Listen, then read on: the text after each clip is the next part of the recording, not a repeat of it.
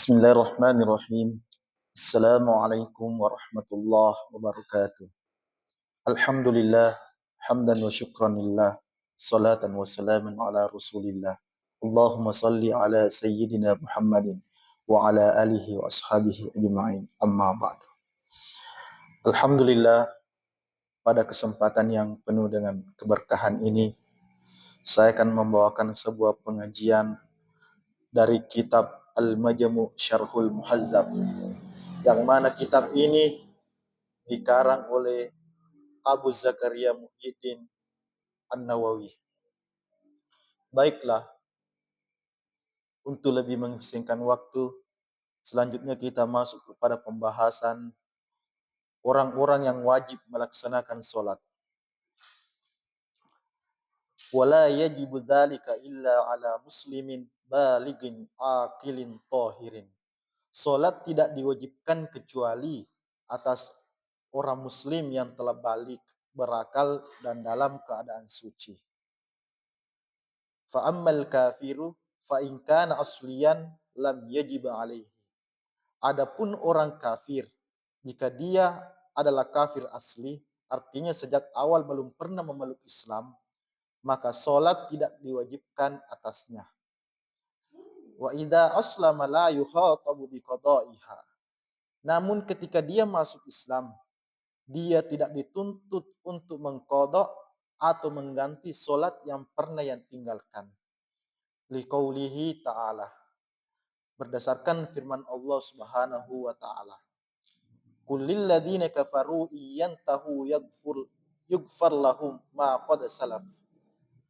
Allah Subhanahu wa ta'ala berfirman, katakanlah kepada orang-orang kafir, jika mereka berhenti dari kekufurannya, maka akan diampuni apa yang telah lalu.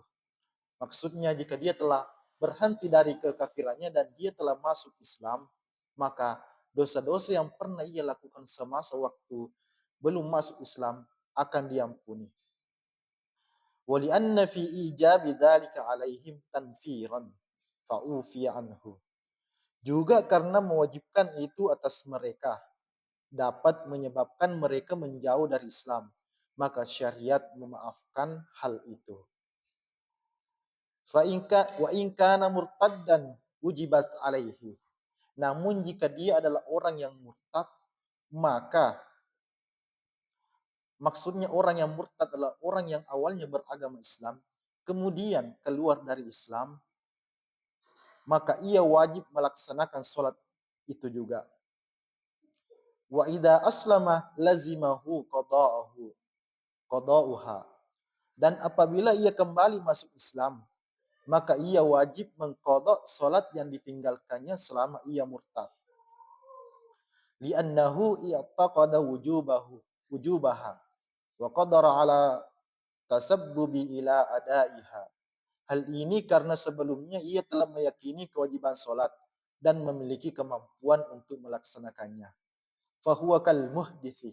Maka keadaan seperti orang ini dihukumi seperti orang yang berhadas, yang belum bersuci namun mampu untuk bersuci.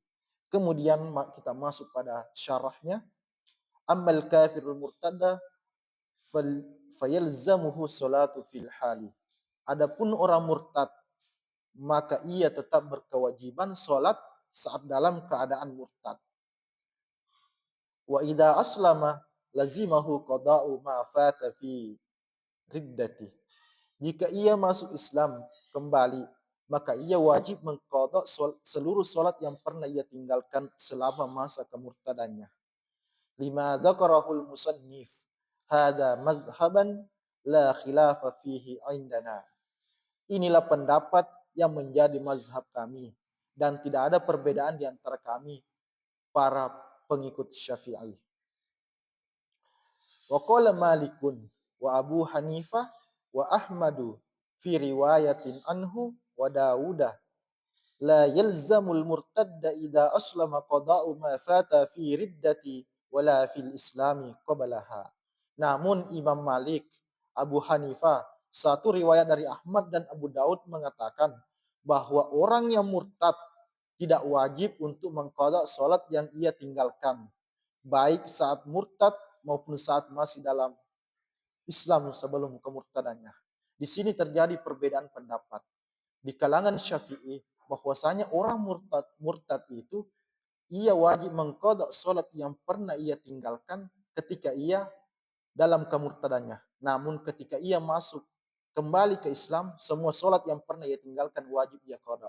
Berbeda halnya dengan Imam Abu Hanifah, Imam Malik, Imam Ahmad bin Hambal, maka tidak wajib untuk mengqadha.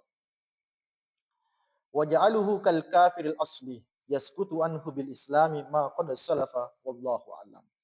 Mereka menyamakannya dengan orang kafir asli, yaitu bahwa dengan masuk Islam gugurlah semua dosa masa lalunya. Wa ammal kafirul asli fattafaqa ashabuna fi kutubil furu'i ala annahu la yajibu alaihi salatu waz zakatu was saum wal hajju wa ghairuha min furu'il Islam. Adapun orang kafir asli, para ulama dalam kitab-kitab furu' sepakat bahwa tidak diwajibkan menjalankan sholat, zakat, puasa, dan cabang-cabang Islam yang lainnya. Wa amma fi kutubil usul, faqala jumhur, huwa mukhatabun bil furu'i kama huwa mukhatabun bil aslil iman. Namun dalam kitab-kitab usul, mayoritas ulama berpendapat bahwa orang kafir asli tetap dikenai taklif, pembebanan hukum atas cabang-cabang syariat sebagaimana ia juga dibebani taklif atas pokok iman. Waqila la yukhatabu bil furu'i. Namun ada juga yang berpendapat bahwasanya orang kafir itu tidak dibebani hukum cabang syariat sama sekali. Wa qila yukhatabu bil manhi anhu kat tahrimiz zina waz sariqati wal khamri war riba wa ashbahiha. Ada pula yang menyatakan bahwa mereka hanya dibebani terhadap larangan-larangan seperti larangan zina, mencuri, minum khamar, riba dan sejenisnya. Dunal ma'muri bihi kas-shalah. Namun tidak terhadap perintah-perintah seperti salat. Was sahihul al-awwal. Pendapat yang benar adalah pendapat yang pertama. Bahwa mereka tetap dibebani hukum secara keseluruhan. Walaysa huwa mukhalifan liqaulihim fil furu'i.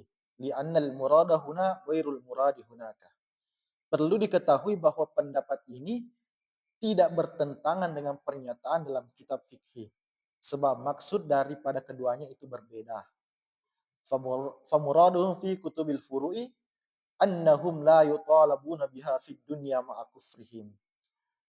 Dalam kitab fikih, maksudnya adalah bahwa orang kafir tidak dituntut untuk melaksanakan syariat selama di dunia dalam keadaan kufur. Wa idza aslama ahaduhum lam yalzamhu qada'ul ma'di wa lam yata'arradu li uqubatil akhirah. Jika mereka masuk Islam, mereka tidak dituntut mengqada amalan masa lalunya. Para ulama fikih tidak membahas tentang hukuman di akhirat. Pemuraduhum fi kutubil usul annahum yu'adzibuna alaihim fil akhirati ziyadatan 'alal adzabil kufri. Sedangkan dalam kitab usul maksudnya adalah bahwa mereka akan tetap disiksa atas ketidakpatuhan terhadap cabang-cabang syariat di akhirat sebagai tambahan dari siksa kekufuran. Fayu'adzibuna alaihim wa 'alal kufri jami'an la 'alal kufri wahdahu. Maka mereka akan disiksa atas dua hal sekaligus, kekufuran dan juga pelanggaran terhadap hukum syariat. Bukan hanya kekufurannya saja menyebabkan mereka disiksa. Walam yata'arradu lil mutalabati fid dunya. Fadzakaru fil usuli hukma ahadil tarafaini. Para ulama usul tidak membahas kewajiban syariat di dunia. Tapi mereka menyebutkan hukum dari salah satu sisi, yakni sisi akhiratnya saja. Wa fil furu'i hukmut tarafil akhar. Wallahu alam. Sedangkan para ulama fikih membahas dari sisi yang lain, yakni sisi dunia saja. Barangkali inilah sempat saya sampaikan, lebih dan kurangnya mohon dimaafkan. Billahi taufik wal hidayah. Assalamualaikum warahmatullahi wabarakatuh.